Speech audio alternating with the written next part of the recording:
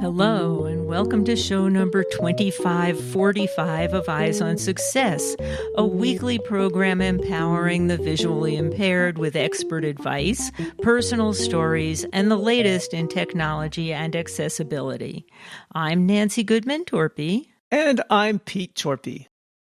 We have grown our communities quite big, and they're really, really supportive of each other. One thing I want to highlight in our accessible workouts online that we do is we have people that come together every single day, and they're working out with the same people every day. So they get to know each other, they create bonds, they talk to each other outside of classes, and it's really building a community. You know, exercise can not only be good for your overall health, but also for your social life. We'll talk with Tara Rogowski of the Northwest Association for Blind Athletes about inclusive fitness, adaptive sports, and their many free virtual and in-person programs geared to people with vision loss. We will also discuss the role of community engagement. But first, for our tip of the week. This week's tip comes from Tara Rogowski. All you need to start getting active is the desire to move, and everything else can follow. That would be my tip of the week. And vision loss is no reason not to do it. Yes, all you need is a desire to move. You don't need the equipment. You don't need anything fancy. You just need yourself and the right attitude to want to do it. Support for Eyes on Success is provided by IRA, private and secure visual interpreting for the blind and low vision community. More information is at www.ira.io because access is a human right. And by the Forsyth Entrepreneurial Center at the Chicago Lighthouse, whose 2025 Business Enterprise Competition will provide one blind entrepreneur with up to $25,000 in seed money and a plan to turn their business idea into reality.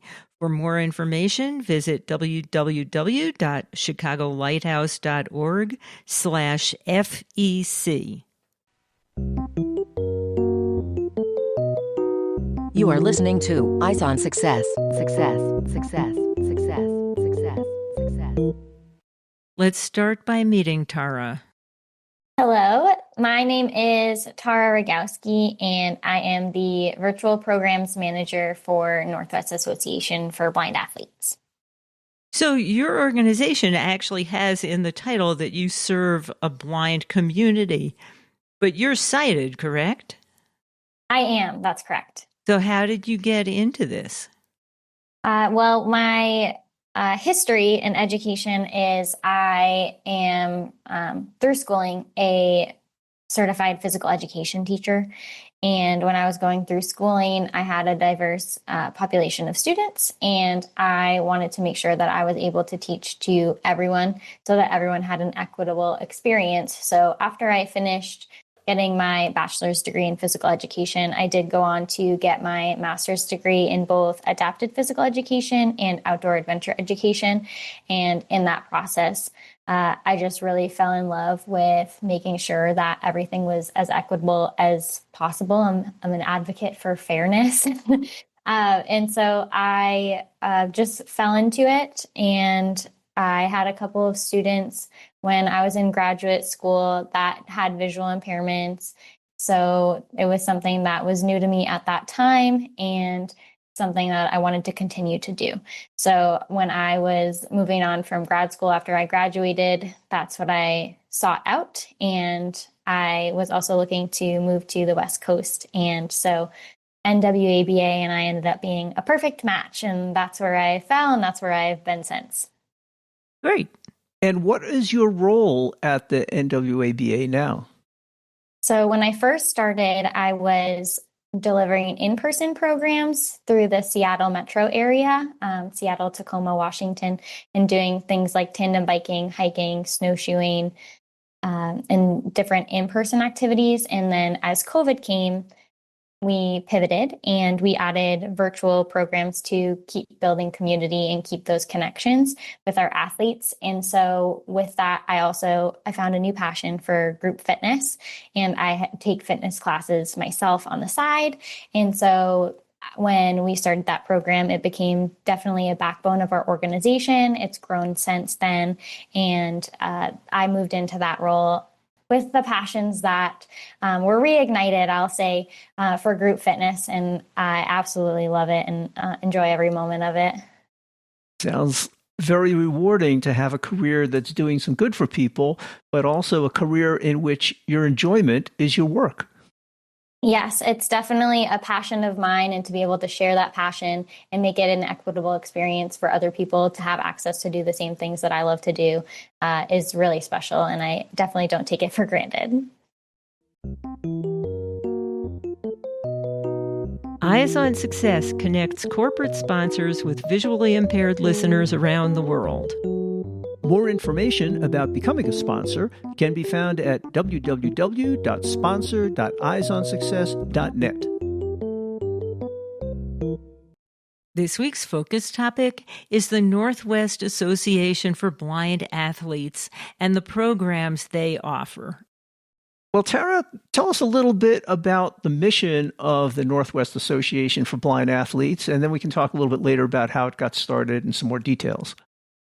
So our mission is to provide life-changing opportunities through sports and physical activity to individuals who are blind and visually impaired. That did start with in-person programs in Washington, Oregon, Idaho, and Montana. And all of the programs that we do offer are provided at no cost to eliminate any barriers to participation. That's something that we always try to highlight because we really want to ensure that there is equitable access for people to join us in whatever capacities they can.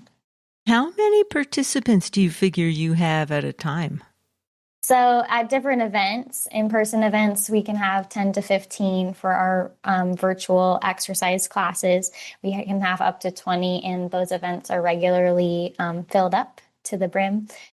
So there's quite a bit, and each year we provide many different program and service interactions. Our fiscal year starts in July. Year to date from July 1st, we've had over 1,500 program and service interactions. And so what that means is that every time someone comes to an event that we do, that counts as one. So we've had over 1,500 since July 1st for all of our core programs combined. And for the number of athletes that we've served since July 1st is 226 at this time. Wow. And for anybody who wants to do the arithmetic, today is October 2nd, even though we'll be airing this show a little bit later in the year. You talked about the NWABA being available in 4 states in the Northwest.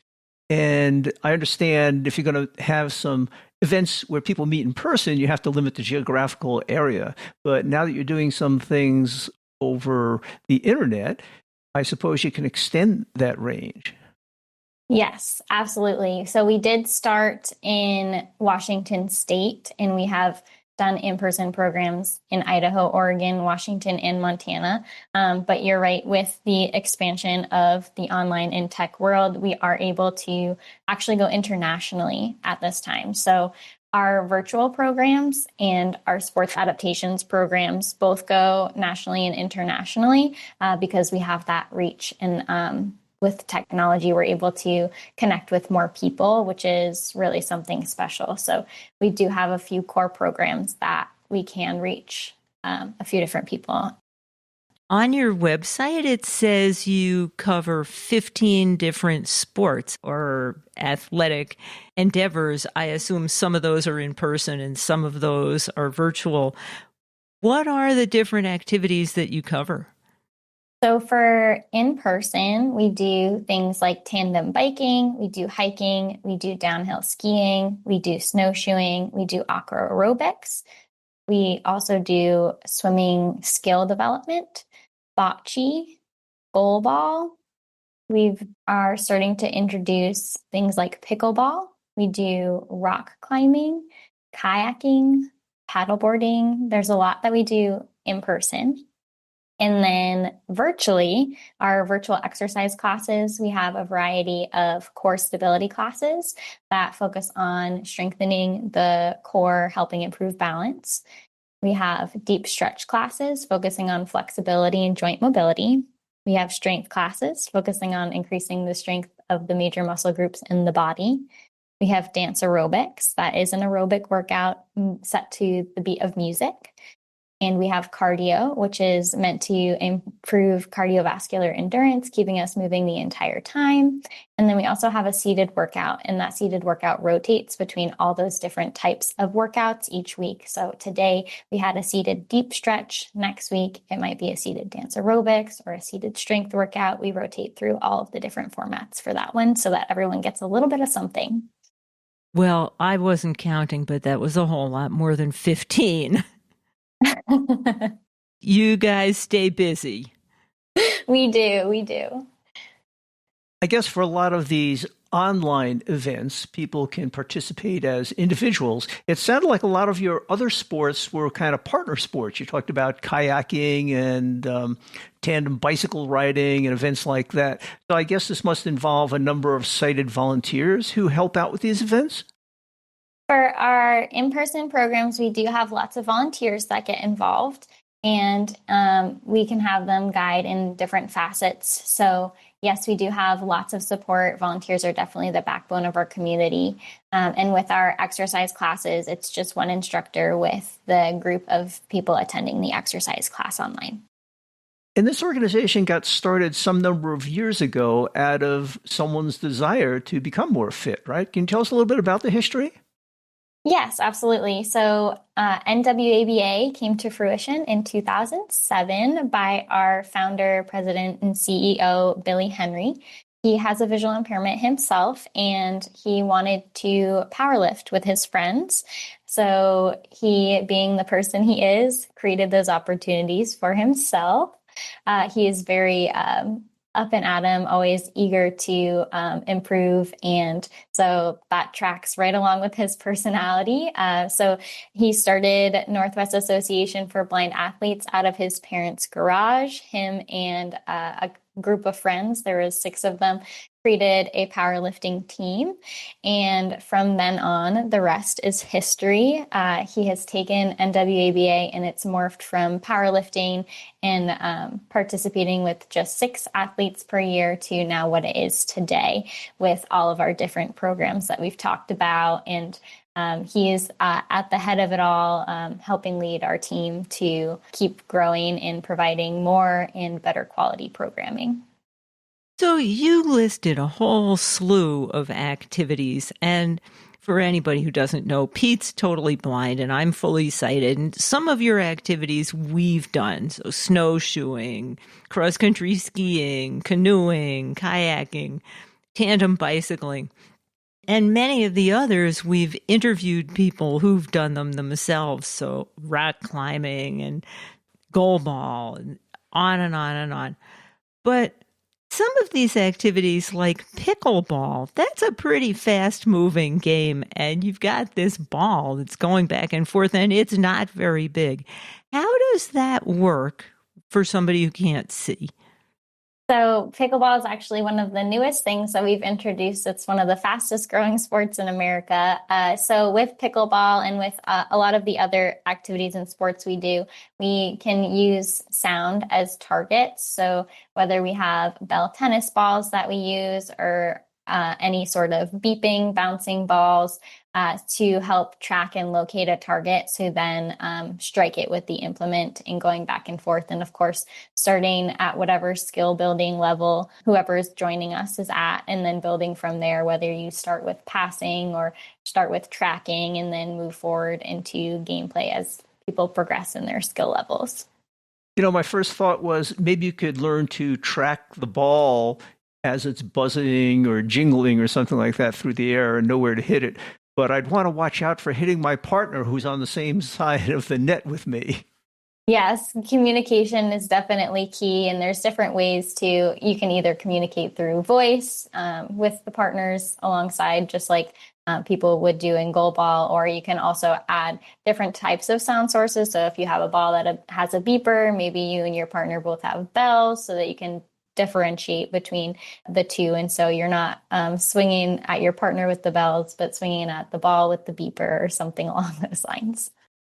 Interesting. You should suggest that. When our first child was born, Pete said, "Oh no, I'll never know where she is. We need to put bells on our baby." Well, that turned out not to be an issue. She's 40 years old and she's still making noise. But being on a pickleball court, which isn't all that big, and you've both got paddles and you're both swinging them, I could imagine that would be an issue. Yeah, there's lots of different tips and tricks, and different things work for everyone as well. So there's also, like in goal ball, there's tactile lines. So lines are taped down with wires or string underneath them so that people can feel the court. And so that's something also that could be done on a pickleball court to help people orient to the space that they're in, and having those slightly raised lines so that it's not enough to trip over, but enough to feel and notice as you're moving through the game. These sports are not only good for keeping people active and healthy and moving around, but they can also provide a great source of social interactions and networking and meeting other people with similar interests, I guess. Yes, absolutely. We have grown our communities quite big, and they're really, really supportive of each other. One thing I want to highlight in our accessible workouts online that we do is we have people that come together every single day, and they're working out with the same people every day. So they get to know each other, they create bonds, they talk to each other outside of classes, and it's really building a community. And in some ways too, the people who join us are in rural areas, so they don't have access to fitness centers in their own spaces or in their own towns, and they don't have access to public transportation. So getting out and about can be more difficult. But with this option to have it online and to connect with people in that way, you're still getting that social interaction. You're still getting all of the offerings that a fitness class would, but you're getting it from the safety of your own space, moving at your own pace, and connecting with friends just in a way that everyone else would in an in-person class.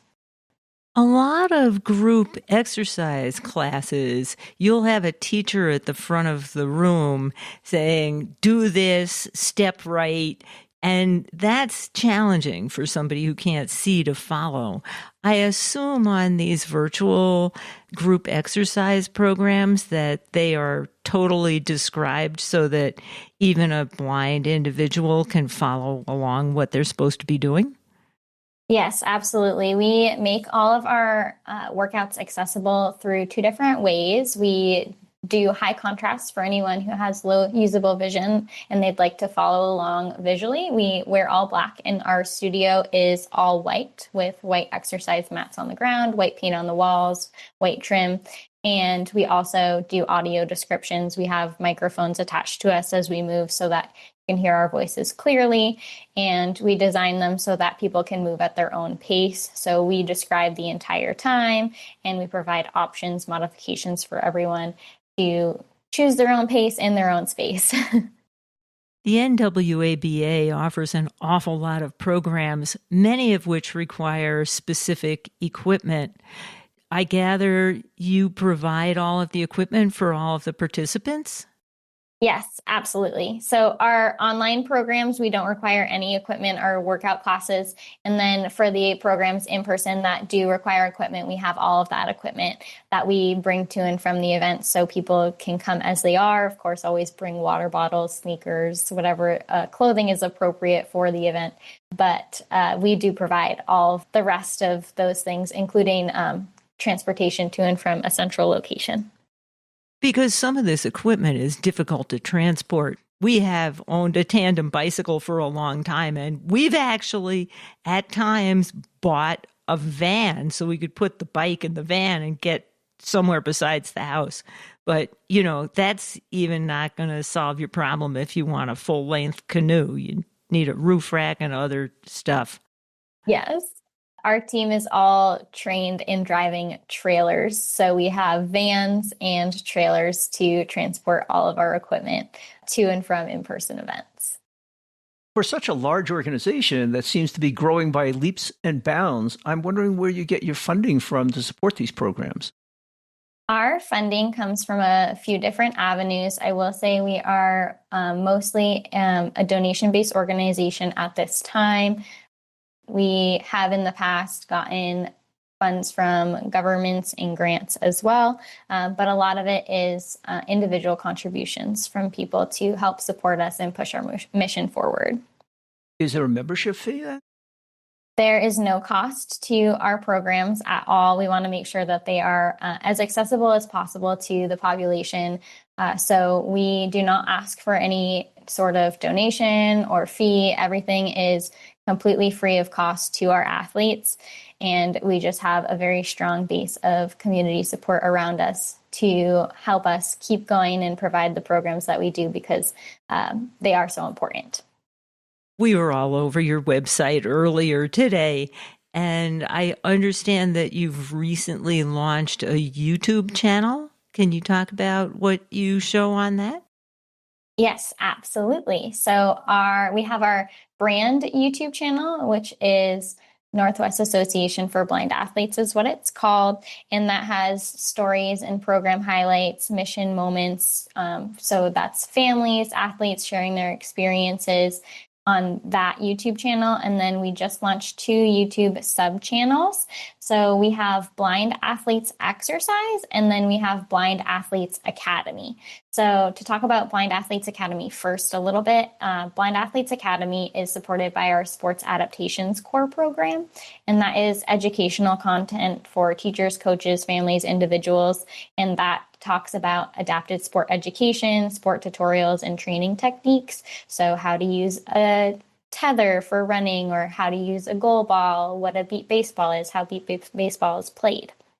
And then we also have our other sub-channel, Blind Athletes Exercise. And that is the place that you'll find all of your exercise videos. So we have exercise workout challenges. We have how-to videos. And those how-to videos are 1-minute short videos that teach different exercises that we regularly use in our workouts. For an example, a 1-minute video of how to do a push-up, or a 1-minute video of how to do a side bend stretch, so that anyone who's looking for those can find those. And then in the world and in the internet, there is a lack of accessible workout options. So we're really aiming to bridge that gap. So we put a lot of work into our Blind Athletes Exercise YouTube channel, and we have workouts posted nearly every single day so that there's more content out there and people have more variety in the options that are presented to them, and bridging that gap so that there is more accessible and equitable opportunities for people to work out in the way that they want. You know, one of the nice features of YouTube that a number of people don't think about is that it's very easy to create closed captioning on a YouTube video. And why that's important, you'd think, well, our listeners and your clients, they all have trouble seeing. But a lot of people with vision loss, it's age-related, and guess what? They've also got hearing loss. Or maybe English isn't their first language. And in either of those cases, the closed captioning can really help people to understand what's being said. So even our program is audio only, but we attach one image and then we air it on YouTube to make it easier for those people. Absolutely. And YouTube does a great job of doing that, adding that closed captioning too. So that's another way that it makes our workouts accessible to a wider audience. Anyone can do our workouts. It doesn't just have to be the audience that they're catered to. It can be anyone at all who wants an accessible workout experience. Well, what a great resource for keeping people healthy and socially connected and just generally having fun. And I'm sure that after hearing this episode, people from other parts of the country and around the world will be eager to see you spread to their location. Yes, and we love to connect with new people, so we're excited, and we hope that this helps at least one person get connected and fill in a missing puzzle piece to something that they've been wanting to try or been putting off, and gives them that push to get them excited and provide a new opportunity that they might not have known it existed. You are listening to Eyes on Success. Success, success, success, success, success. Now, for this week's final item, how to learn more about the Northwest Association for Blind Athletes and how to participate in their programs and otherwise contact them. Well, Tara, if people want to find out more about the Northwest Association for Blind Athletes or participate in some of your programs, how can they do that? Our website is www.nwaba.org. So that's one place that people can go to learn a little bit more. If people are looking to go to our YouTube channels, the brand channel is called Northwest Association for Blind Athletes. And then the exercise channel with the workouts is called Blind Athletes Exercise. And the educational YouTube channel is called Blind Athletes Academy. So that's where the most of our resource hubs will be located. Do you also have a social media presence? We do have a social media presence, and I believe they're all just called Northwest Association for Blind Athletes. So sticking with just the name of the organization for those ones, we have an Instagram and a Facebook account and a TikTok account now as well. You mentioned that there's no fee to join the organization. Is there a way to sign up, or do people just do this kind of whenever they want to on an ad hoc basis? So if people want to access our online resources, those are free for the taking. Anyone online can access those. If people want to join us in person or for live events, there is a registration process, and people can reach out to our team either through our website or through emails, which I can provide. And there's a registration form, and then once that registration form is filled out, it opens the gates to our live events. Well, the email would be good.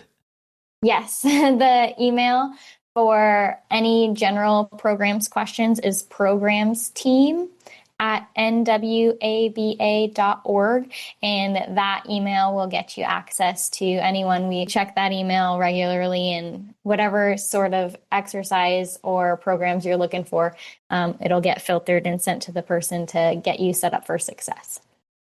In case you missed any of that, you'll find it in the show notes associated with this episode, which is episode 2545. That's it for today's show. Next week on Eyes on Success, we'll be talking about Lengard, an iOS-based horror fantasy game that was designed to be fully accessible from the ground up on day one. We'll talk with Justin Eng, co-founder of Sneaky Crab, about building Lengard for iOS with voiceover-first features, story-driven gameplay, and inclusive design inspired by lessons learned from developing their first game, the award-winning Time Crest. So after you're finished exercising your body, you can exercise your mind. Join us next week for that episode. You've been listening to Eyes on Success, hosted and produced by Nancy Goodman Torpey and Peter Torpey. You can access the full archive of previous shows, subscribe to the podcast, and much more by going to our website, www.eyesonsuccess.net. If you have questions about anything you've heard on the show or have suggestions for future shows, send an email to hosts@eyesonsuccess.net. Thank you for listening, and have a nice day.